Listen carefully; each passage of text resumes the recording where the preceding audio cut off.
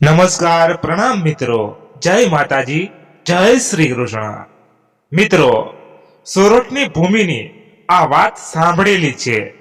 મારા સોરઠના વસવાટ દરમિયાન સોરઠ સૌરાષ્ટ્ર કે કાઠિયાવાડ જે કહો એ વીરોની ભૂમિ કહેવાય છે. આવો જ એક પ્રસંગ હું તમને વર્ણવું છું. કાઠિયાવાડ જ્યારે સમૃદ્ધ રાજ હતું ત્યારથી આ વાત છે. મચ્છુ નદીના કાંઠે એક નાનકડો કસબો આશરે 20 થી 25 કાઠિયાઓના ખોરડાનો લીલા લહેર કરતો. ત્યારે રાજવીના રાજ હતા. અંગ્રેજો હજુ ભારતમાં સામ્રાજ્ય ફેલાવી રહ્યા હતા. કાઠિયાઓ બાવડાના બળે ખેતી કરીને ગુજરાન ચલાવતા. કાઠિયાણીઓ સવાર પડે ગાયોને દોહી લેતી અને પછી શિરામણ અને જમણની તૈયારીમાં લાગી જતી. આમ ને આમ દિવસ નીકળી જતા હતા. ત્યારે એક દિવસ ના બનવાનું બની ગયું. એ બનવાની આખા કસબામાં ચર્ચા હતી કે નારાયણના દીકરાએ ના બોલવાના વેણ બોલી નાખ્યા અને ભોગવવાનું આખા કસબાના માણસોને. નારાયણ એ કસબાનો આગેવાન અને એનો દીકરો એ વજેસંગ. નારાયણના ઘરે વજેસંગ પાછલી ઉંમરે અવતરેલો એટલો પાછો મોંઘો અને માથે ચડેલો. નારાયણ અને એની બાઈએ કેટલા દોરા ધાગા અને માનતા માની ત્યાર પછી એમના ઘરે એક ઘોડિયું બંધાણું અને એ જ વજેસંગ આજે આખા કસબાના પતનનું કારણ બન્યો. વાત એવી હતી કે સવારે એક સાધુઓનું ટોળું એ 12 જ્યોતિર્લિંગની યાત્રા માટે નીકળેલું અને સાધુઓ વિસામા માટે નદીને કાંઠે અલખ જગાવીને બેઠા અને ગામમાં વાત ફેલાય કે પાદરે સાધુઓનું ટોળું આવ્યું છે. તો કાઠિયાણીઓ અને ગલઢેરા બધાય આશીર્વાદ લેવા ઉપડ્યા. આ બાજુ વજેસંગના ઘરવાળા અને એની માં બંને સાધુઓના આશીર્વાદ લેવા નીકળ્યા અને વજેસંગ ઘરે આવ્યો ત્યારે ઘરમાં કોઈ દીઠું નહીં.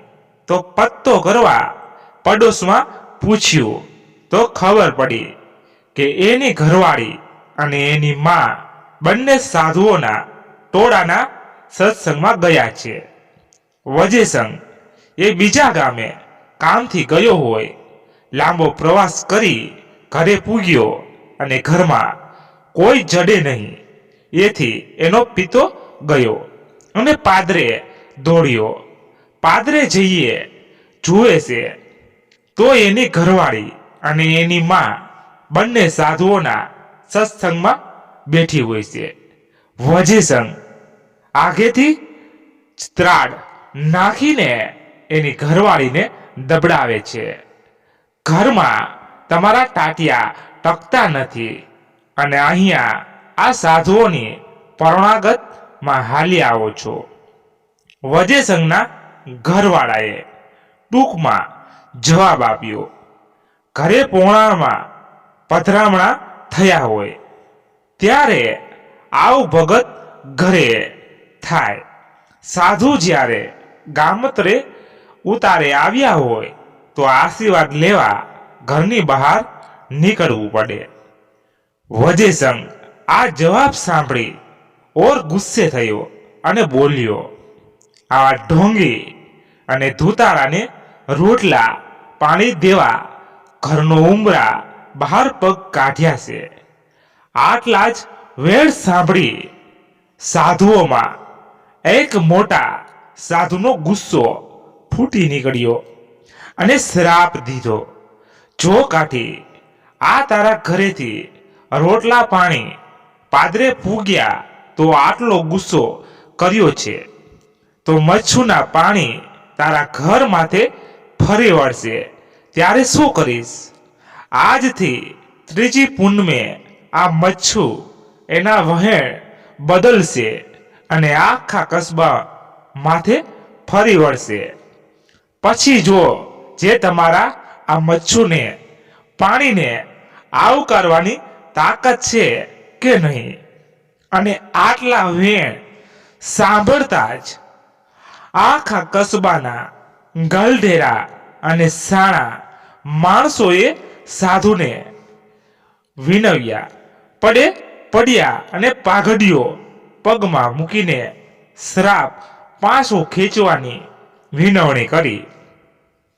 કેટલા ગલઢેરાઓને સાધુ મહારાજને એકના વાંકે આખા કસ્બાને ભોગવવાની વાત વસમી લાગી અને માફ કરવા વિનવ્યા. અને આ બાજુ વજયસંઘની હાલત કાપો તો લોહી ના નીકળે એવી થઈ ગઈ. એનાથી ના બોલવાનું બોલાઈ ગયું. એનું ભાન એને પછી થતા પથ્થરની માફક ખોડાઈને ઊભો રહી ગયો. અને સાધુએ હઠ યોગમાં બેસી ગયા. સમી સાંજે નારાયણ અને બીજા આગેવાન ખેતરથી આવ્યા અને આખી ઘટના સાંભળીને સડક થઈ ગયા અને દોડતા પાદરે પૂગ્યા, જ્યાં સાધુએ વસવાટ રાતવાસો કર્યો હતો.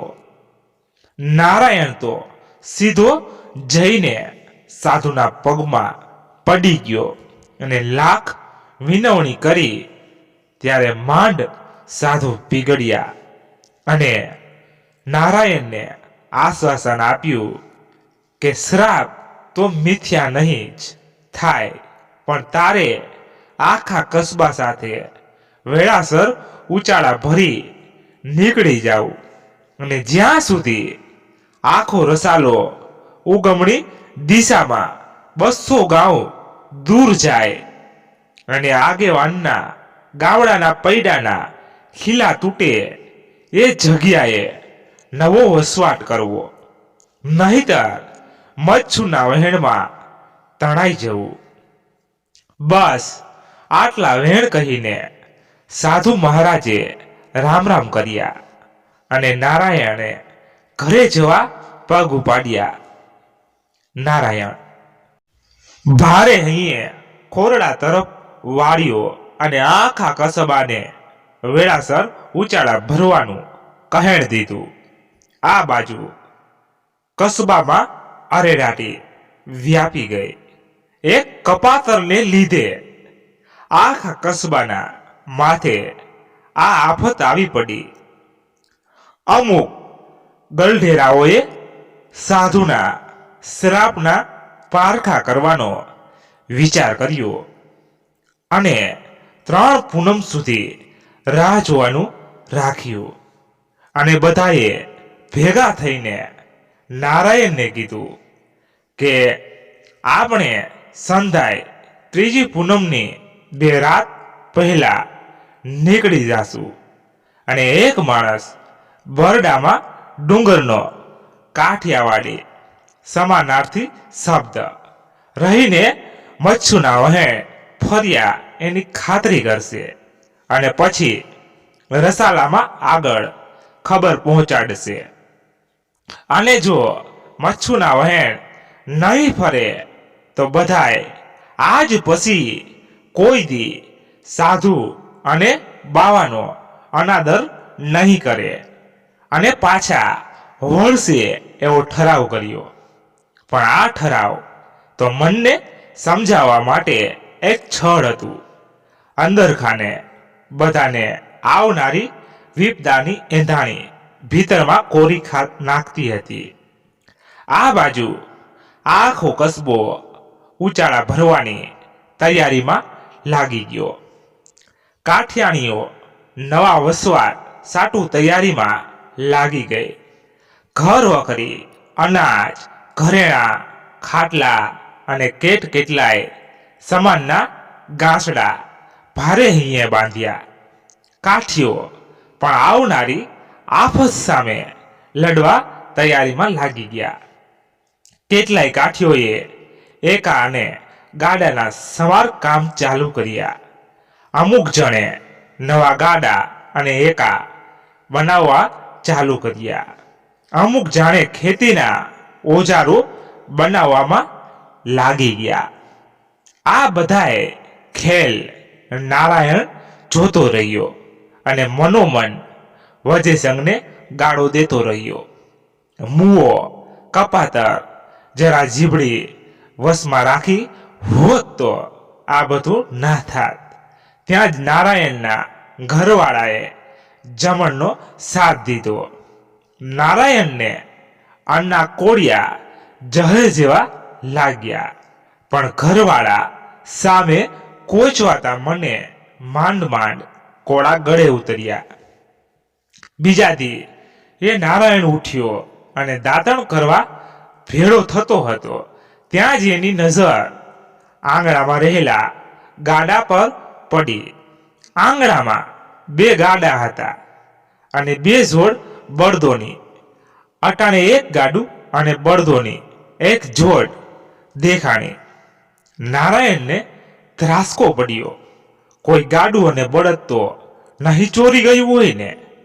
એણે કસ્બામાં ચોરીની રાડ નાખી અને વહેલી સવારે આખો કસ્બો આગેવાન સામે ઊભો થઈ ગયો અને બધાએ ચર્ચા કરતા હતા કે નારાયણના બળદ અને ગાડું કોણ ઉઠાવી ગયું.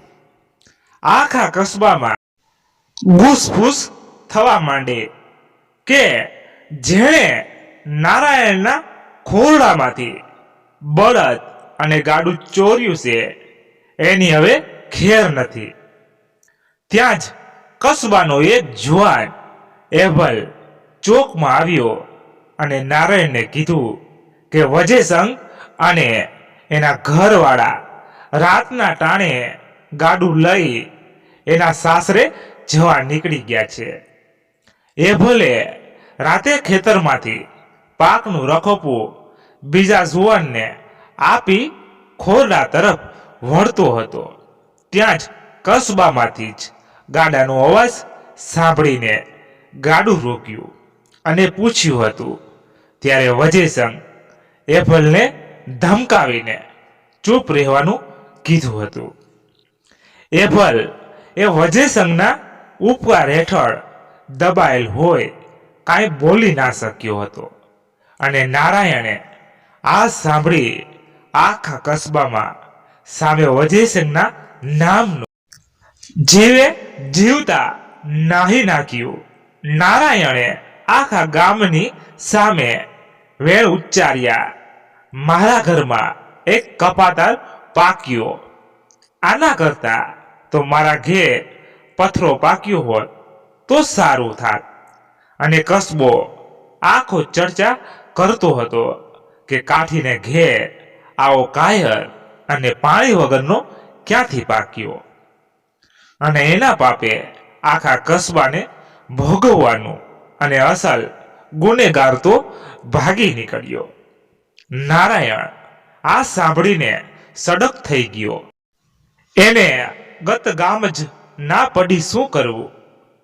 કપાતર ભાગી નીકળ્યો અને આખા કસ્બામાં મોઢું બતાવવા લાયક ના રહ્યો. એની આગ હૃદયમાં ભડકી રહી હતી. છતાં પણ આખા કસ્બાનો ભાર એના ખંભા પર છે.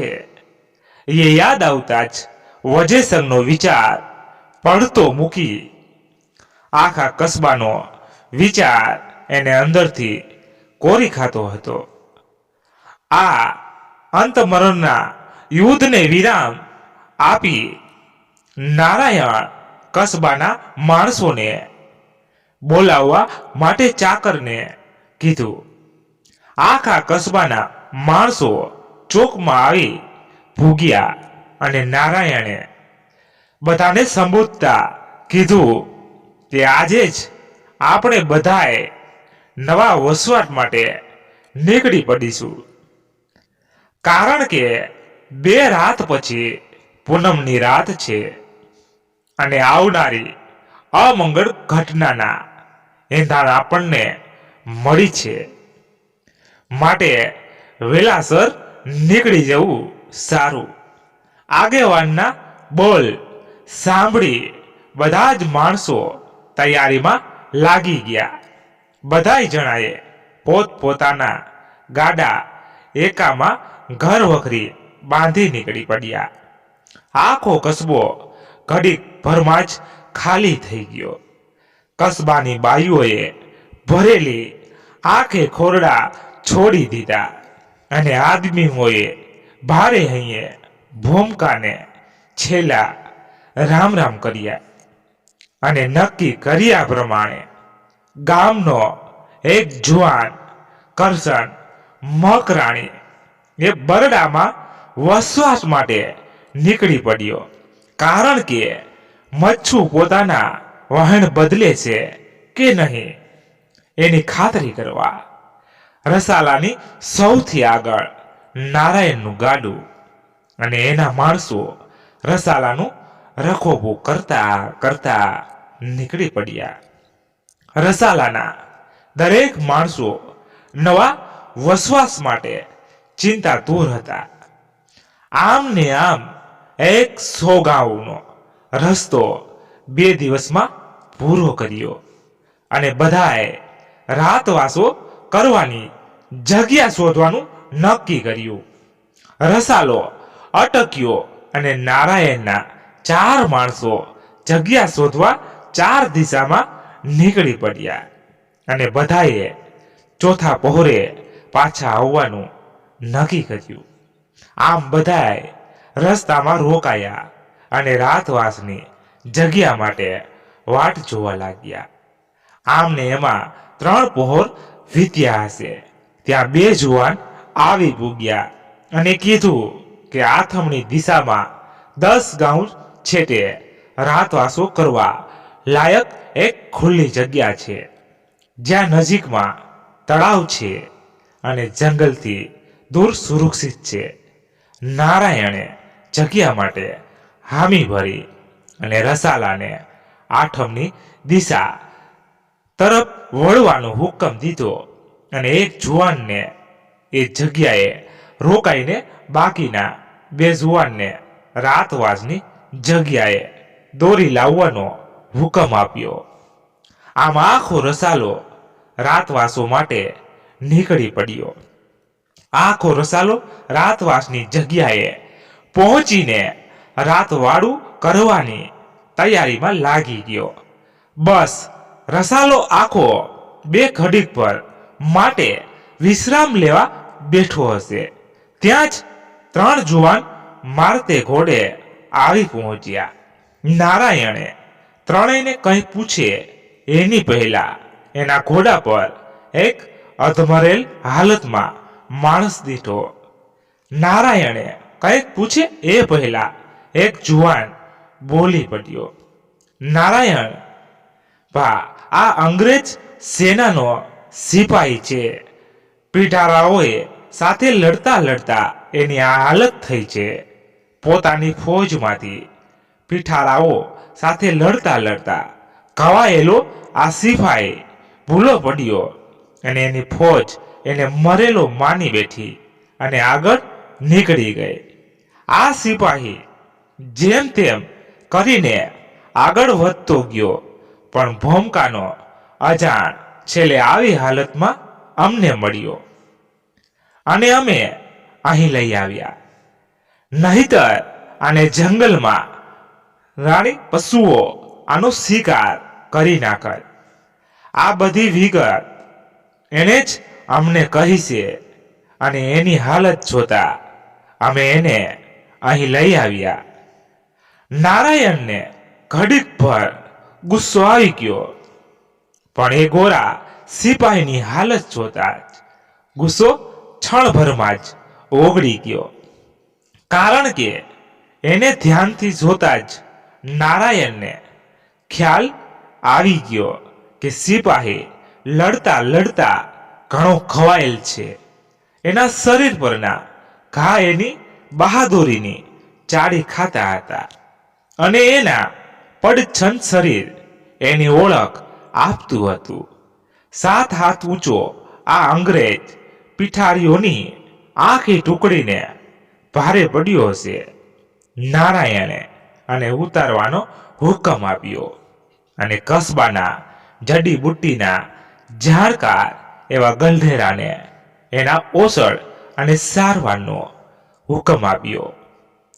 નારાયણે આને પણ હરી ઈચ્છા સમજીને સ્વીકાર કરી લીધું કે ભલે એક જીવને બચાવવાનું પુણ્ય ભલે એના અને એના કસ્બાના ખાતામાં લખાતું.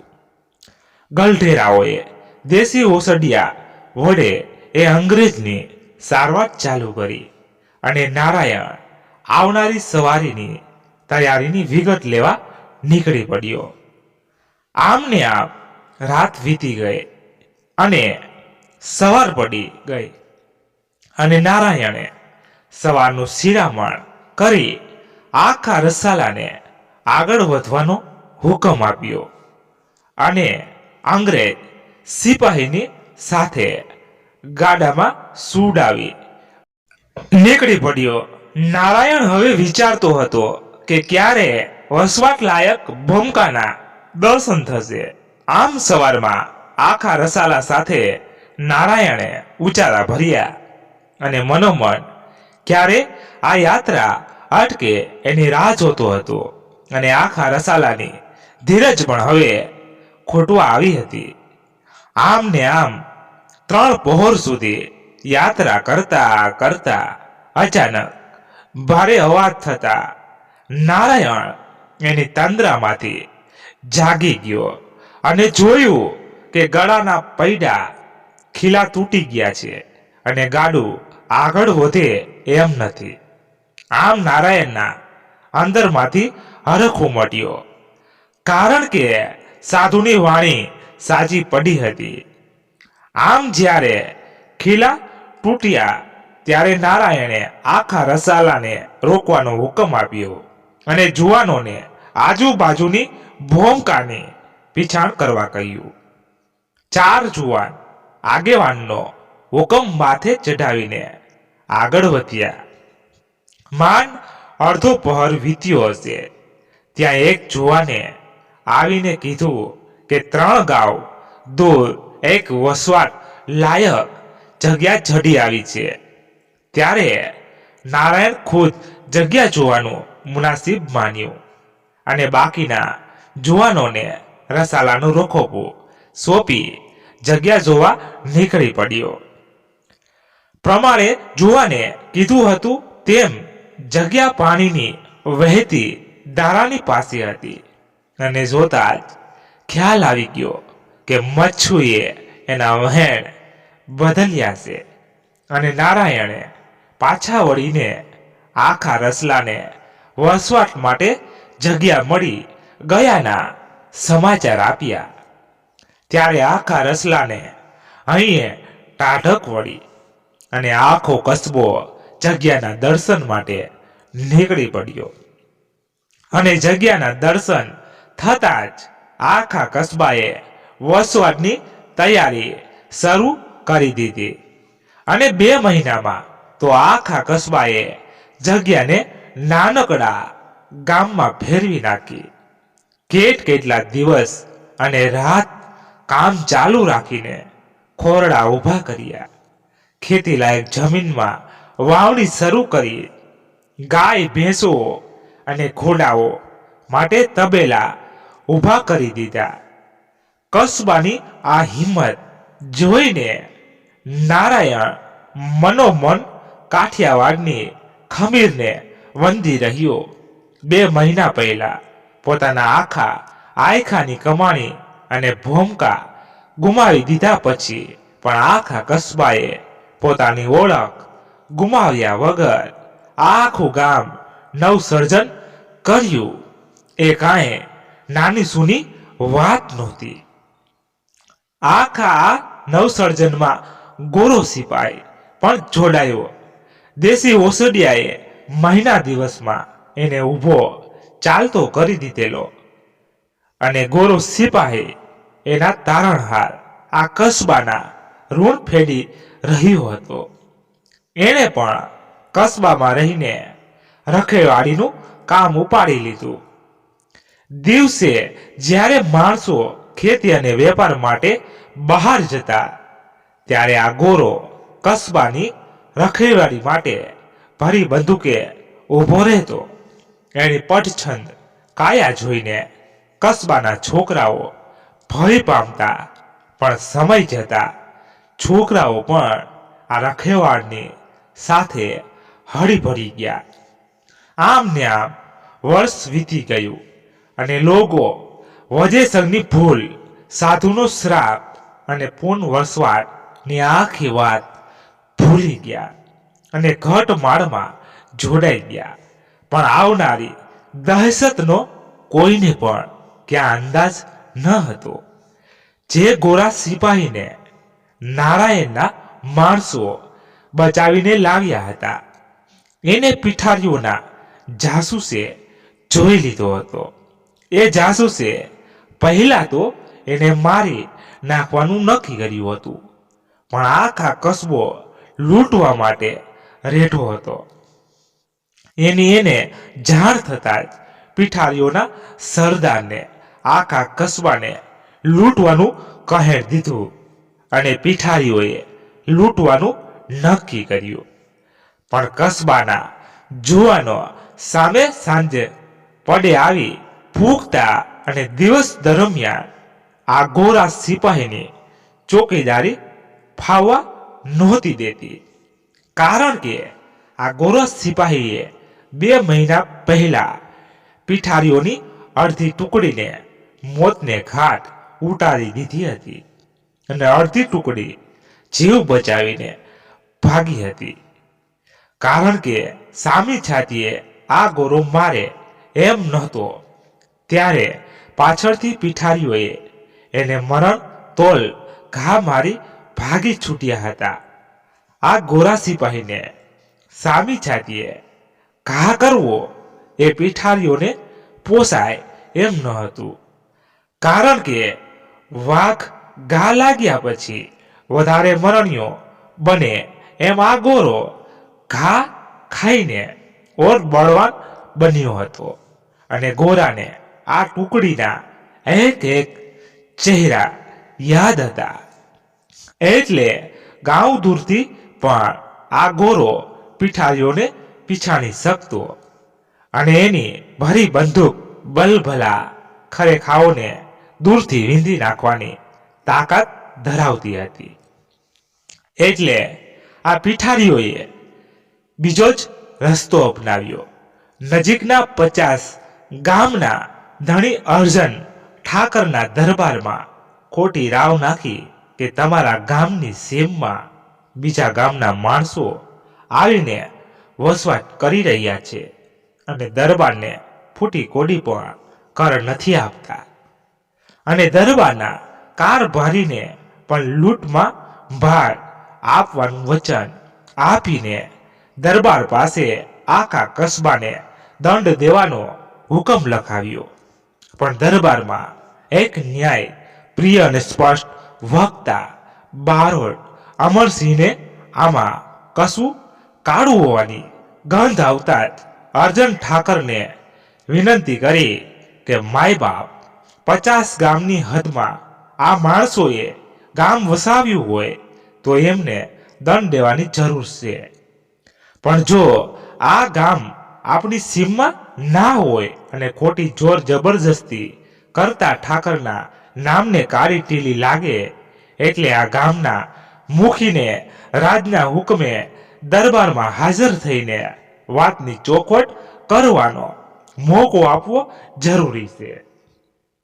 આ પ્રમાણે વિનંતી કરતા અર્જન ઠાકરે ગામના મુખીને હાજર થવાનું ફરમાન છોડ્યું અને આની સાથે જ પીઠારીઓની આશા પર પાણી ફરી વળ્યું. આ બાજુ પીઠારીઓને એમની યોજના ઊંધી વળતા રાજનો સંદેશો લઈને નીકળેલા સિપાહીઓને વચમાર્ગમાં આંતરી ભોળવી છેતરી ભળતા માર્ગે જ રવાના કરી દીધા, જેથી રાજના સિપાહીઓ સમયસર પહોંચે નહીં અને એમની ચાલ સફળ રહી.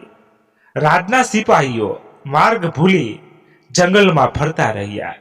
પીઠારીઓએ એમની યોજના સફળ થઈને જાણી અને નારાયણનો કસબો લૂંટવાની તૈયારી કરી. આ બાજુ રાજના સિપાહીઓ વેળાસર કરતા 5મા પહોરે પહોંચ્યા અને કસબામાં જઈને નારાયણના નામનો સાથ દીધો. નારાયણ વાડું પતાવી આડો જ પડ્યો હતો ત્યાં જ રાજના સિપાહીઓના વહેણ સાંભળ્યા અને સિપાહીઓને રાતવાસો કરવા કીધું અને સવારે જલ્દી દરબારે નીકળવાનું સૂચવ્યું. પણ રાજના સિપાહીઓને હુકમ હતો કે નારાયણને સવારની સભામાં હાજર કરવો. આથી નારાયણને ના છૂટકે રાજના સિપાહીઓ સાથે કમને નીકળવું પડ્યું અને જતા જતા કસબાના એક જુવાનને ખેતરમાં જઈ કસબાનો રખોપો માટે જુવાનોને ખેતરમાંથી કસબામાં રવાના થવાનું કહેણ મોકલ્યું. પાક લણવાનો સમય હોવાથી જુવાનો ખેતરના રખોપા માટે રોકાયા હતા અને કસબામાં માંડ એક ગોરો સિપાહી અને એક જુવાન જ રખોપા માટે હતો. ખરેખર આ સમયની ચાલ પીઠારીઓએ ગોઠવી હતી. રાજના સિપાહીઓ મોડા પહોંચે, કસબામાં કોઈ જુવાન ના હોય, એક માત્ર ગોરો સિપાહી હોય અને બધા જુવાનો ખેતરનું રખોપું કરતા હોય. આ સમય હતો એમની લૂંટ ચલાવવાનો. કારણ રાત્રે અંધારે મદદ મળવી મુશ્કેલી હોય અને અંધારે દુશ્મનને ઓળખવો ક્યાંથી? આ બાજુ જ્યાં નારાયણ રાજના સિપાહીઓ સાથે મારતે ઘોડે સવારી આદરે ત્યારે એણે ગોરા સિપાહીને રખોપું કરવાની વિનંતી કરી. ત્યારે ગોરો સિપાહી પણ જાણે એનું ઋણ ચૂકવતું હોય એમ ખાતરી આપી કે મારા જીવતા આ કસ્બામાં કોઈની તાકાત નથી કે ઘાસનું તણખું પણ લઈ જાય. આ સાંભળી રાજના સિપાહીઓને નારાયણ માટે માન ઉપજ્યું કે અહીંયા રાજ રજવાડા પોત પોતાના નોખા ચોકા રચી એકબીજાને લૂંટવા તૈયાર હોય છે. ત્યારે એક પરદેશી કસ્બાની રખોપાની શપથ લેશે અને ઘોરાના ભરોસે નારાયણ રાજના સિપાહીઓ જોડે દરબારે જવા નીકળી પડ્યો. અને જેવો આ બાજુ નારાયણ સિપાહીઓ સાથે નીકળ્યો ત્યાં જ પીઠારીઓએ લૂંટ આદરી અને કસ્બામાં પગ મૂકતા પહેલા ગોરા સિપાહીને પીઠારીઓએ ચેતવણી આપી, ગોરા, આ તારો મુલુક નથી, તારા માણસો નથી, તારે આ કસ્બો છોડીને ચાલ્યા જવું જોઈએ. આટલું સાંભળતા જ ગોરાએ ત્રાડ નાખી, ઓ પીઠારી, આ લોકોએ મારી જાન, મારી પીછાણ, મારો મુલક જોયા વગર મને બચાવ્યો છે અને એનું ઋણ તો હું મારા લોહીના છેલ્લા ટીપા સુધી અને છેલ્લા શ્વાસ સુધી પણ લડીને આપીશ. અને ગોરાએ કસ્બાની બાયુને ખોરડા બંધ કરી અંદર રહેવાનો હુકમ આપી દીધો. બાયુ પણ હાથમાં કટાર લઈને ખોરડામાં બેઠી હતી. આ સુરતની ધરતી હતી. કાઠિયાણીઓ પણ ભલભલા સૂર્યોને ભોપાઈ દે એવી ક્ષમતા ધરાવે છે.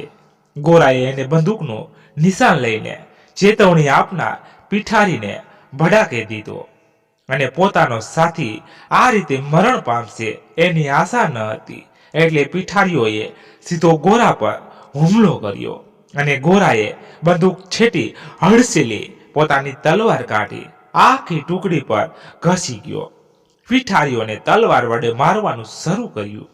ગોરાની પહેલી તલવારના ઘા એ બે પીઠારીઓ માથા ધડથી અલગ કરી નાખ્યા અને બાકીનાની સામે તલવાર લઈ સામસામી લડાઈમાં ઉતરી ગયો. બાકીના પીઠારીઓ કસ્બાની ફરતે આડાસ પર ચઢવાની તૈયારી કરતા ત્યાં જ ગોરો આ પીઠારીઓને હડસેલી દેતો. કસ્બા ફરતેની આડાસથી આ પીઠારીઓ અજાણ હતા, કેમ કે આ આડાસ આવનારા સંકટ સામે ગોરાએ પોતે તૈયાર કરાવી હતી. કસ્બાના લોકોને આ વ્યર્થ મહેનત લાગી, પણ પીઠારીઓથી અને અનેક લૂંટારાઓથી વાફેકા ગોરાએ સંકટ સામે કસ્બાના બચાવ માટે સુવિધા ઊભી કરી હતી. આમ ને આમ એક પહોર સુધી આ લડાઈ ચાલી. ગોરાએ અડધા અડધ પીઠારીઓને મારી નાખ્યા હતા અને બાકી બચેલાને મરણતોલ ઘા મારીને મોતના મુખ સુધી પહોંચાડી દીધા હતા. અને બચેલા પીઠારીઓ હવે લડી લેવાના અભરખા રાખતા હતા, કારણ કે અડધી ટુકડી તો ગોરાના હાથે પૂરી થઈ ગઈ હતી અને બાકી અધમુઆ હતા. એટલે એક પીઠારીએ ગોરાને પાછળથી લાગ જોઈને ઘા મારવા તલવાર ઉપાડી. ત્યાં જ બીજી એક તલવાર એના કાયરપૂર્ણ ઘાને ચૂકવીને ગોરાને બચાવી લીધો. આ તલવાર હતી વજયસિંહની અને ગોરાને સમજતા વાર ન લાગી કે પોતાને બચાવનાર આ હાથ કોઈ મિત્રનો જ હોય. આ બાજુ વજયસિંહના એક ઘાથી એક પીઠારીનો અંત આવી ગયો અને વજયસિંહના આવવાથી ગોરો સિપાઈ બમણા જોશથી પીઠારીઓ પાર તૂટી પડ્યો અને વજયસિંહ પોતાનું કાઠિયાવાડી ખમીર બતાવતા બીજા પીઠારીઓને તલવારના ઘા ચખાડવાના ચાલુ કર્યા. વજયસિંહ અને ગોરોએ આખી પીઠારીઓની ટુકડીને સ્વધામ પહોંચાડી દીધી. આમ એક પહોરના અંત સુધી પીઠારીઓની આખી ટુકડીને ખતમ કર્યા પછી ગોરો સિપાઈ અને વજયસિંહ બંને એક સૂરવીરની જેમ રણભૂમિ પર આરામથી બેઠા હતા. બંનેને ખબર હતી કે બંને હવે ફક્ત ઘડી બે ઘડીના મહેમાન છે, કારણ કે તલવારના ઘાથી લઈને વજયસિંહ અને ગોરાના શરીરમાંથી દળદળ લોહી વહી રહ્યું છે. ગોરાના ચહેરા પર પોતાના તારણહારનું ઋણ ચૂકવ્યાનો આનંદ હતો અને જાણે વજયસિંહના શરીરમાંથી વહી રહી લોહી પોતાની ભૂલના પશ્ચાતાપની સાક્ષી આપતું હતું. બંને શૂરવીર જાણે એકબીજાની આંખોથી સલામ આપતા હોય એવી ગર્વભરી નજર હતી. સૂરજ પણ જાણે આ શૂરવીરોના છેલ્લા ક્ષણને જોવા માંગતો હોય એમ જલ્દી નીકળ્યો અને વજયસિંહને પોતાના પિતાનો સ્વર સંભળાયો. જ્યારે નારાયણે કસ્બાના જુવાનને ખેતરમાં રખપું કરતા માણસોને કસ્બાની રખેવાળીના સંદેશા માટે મોકલ્યો, ત્યારે ગોરાની બંદૂકનો ધડાકો સાંભળી એ જુવાન પાછો વળ્યો અને પીઠારીઓની હરકત પર જવાબ દેવાનું મન થયું અને તલવાર પર હાથ ગયો. ત્યાં જ તેને ભાન થયું કે રાજના માણસો હજુ આગળ જ ગયા છે. તેમને પાછા બોલાવી લાવવા અને એ જુવાન કાળ રાત્રિ એ મારતે ઘોડે રાજના માણસોને બોલાવવા દોડ્યો અને રાજના માણસોને આ ખબર પડતા જ પાછા વળીને પીઠારીઓને મારવાનો મોકો ના છોડવો માગતા હતા, કારણ રયતનું રખોપાની શપથ એમણે પણ ખાધી હતી. જંગલમાં સતાયેલા અમુક પીઠારીઓને મારવાનો મોકો એમને પણ મળી ગયો. વજયસિંહ અને ગોરાને જોઈને નારાયણ ચોધાર આંસુડે રડી પડ્યો. વજયસિંહ નારાયણને ફોડ પાડીને કીધું કે મારા ઘરવાળાને એમને ગામત્રે મોકલી હું તો એ રાતે સાધુની ટોળકીને ગોતવા નીકળી ગયો હતો અને આખરે 12 દિવસની રજળપાટને અંતે સાધુ મહારાજ મને બીજા ગામમાં મંદિરે મળ્યા અને એમને લાખ વિનંતી કરી શ્રાપ પાછો લેવા અને આખરે મારો જીવ દેવા તૈયાર હતો. ત્યારે સાધુ મહારાજે કીધું, બેટા, વગર પરમાત્માની ઈચ્છાએ એક પાંદડું હલતું નથી, તો આ શ્રાપ એમ નથી દીધો. જો મચ્છુ ના વહે એમ જ બદલી જાત તો તારા આખા કસ્બાનું પતન થઈ જાત. તું એક નિમિત્ત માત્ર છે એમના બચવાનું. અમે સાધુને ઉપરવાળાની ઈચ્છા પ્રમાણે વર્તીએ છીએ. જો તારા મોઢે આ વહેમ ના નીકળ્યા હોત તો તને આ આવનારી મુસીબતનો અંદાજ ના હોત. તો હરી ઈચ્છા બળવાન. બેટા, તારે તો હવે આ કસ્બાની આજુબાજુ જ રહેવું, કારણ ભવિષ્યની મોટી આંધીમાં તારી જરૂર પડશે અને તારી કસોટી થશે. માટે આવનારી વિપદા માટે તૈયાર રહેજે. અને મને ગર્વ છે કે હું મારા માણસોની રક્ષા માટે મારા પ્રાણનું બલિદાન આપું છું. અને આટલું બોલીને વજેસંગ અને ગોરો બંને એક સાથે સ્વધામ પહોંચી ગયા. અને નારાયણનો આખો કસ્બો દુઃખના દરિયે ડૂબી ગયો. કારણ જેને કપાતર કીધો એ તો સુરવીર નીકળ્યો. જેને આશરો આપ્યો એ ગોરો પોતાનું ઋણ ચૂકવી ગયો. અને આખા કસ્બાને બંનેની ખાંફી મૂકીને દેવપૂજ્ય માન્યા. આ લેખકની પરિકલ્પના છે, પણ અંતમાં એક સવાલ છે કે રખેવાળ કોણ? સાધુ મહારાજ કે જેમણે આવનારી વિપદાનો અણસાર આપ્યો? નારાયણ કે જેણે આખા કસ્બાનો ભાર પોતાને માથે લઈ નવો વસવાટ શરૂ કર્યો? ગોરો સિપાઈ કે જેને આ બધા જોડે કોઈ નિસ્બત ના હોવા છતાં પણ પોતાનો જીવ આપી રખવું કર્યું? દરબારના બારોટ અમરસિંહ કે જેમને કસબાને માથે રાજનો દંડ અને નારાજગી ને પોતાની સુસ્તી બચાવ્યો? અંતમાં તમારા અમૂલ્ય પ્રતિભાવ આપીને જણાવજો. જરૂર પસંદ આવી હોય તો અમારી વાત તો એક લાઈક કરી તમારા મિત્રો સાથે શેર કરજો અને ચેનલને સબસ્ક્રાઇબ કરી નાખજો. ધન્યવાદ. ફરી મળીએ નવી વાર્તા સાથે. ત્યાં સુધી બધા મસ્ત રહો, તંદુરસ્ત રહો. જય માતાજી, જય દ્વારકાધીશ. હર હર મહાદેવ, મહાદેવ, મહાદેવ. જય શ્રી રામ, જય બજરંગ બલી. મિત્રો, આજની વાત કંઈક અલગ હતી અને કેવી લાગી એ જરૂર કોમેન્ટમાં કહેજો. તો આપણે આવી વાતો અલગ અલગ લાવતા રહી.